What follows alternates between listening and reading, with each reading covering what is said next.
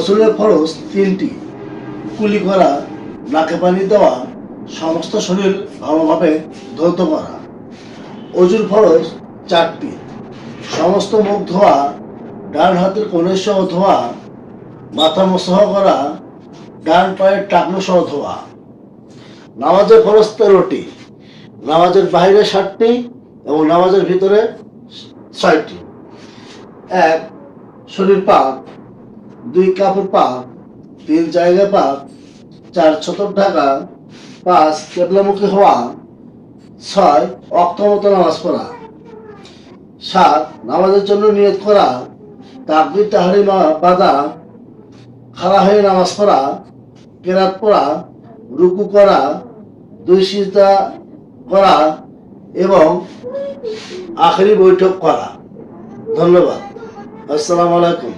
আমার এই ভিডিও যদি আপনাদের ভালো লেগে থাকে তাহলে আমার চ্যানেলটিকে আপনারা সাবস্ক্রাইব করবেন এবং পাশে থাকা বেল বাটনটি অন করে দিবেন, যাতে নতুন ভিডিও দেওয়ার সাথে সাথেই আপনারা আপডেট পেতে পারেন।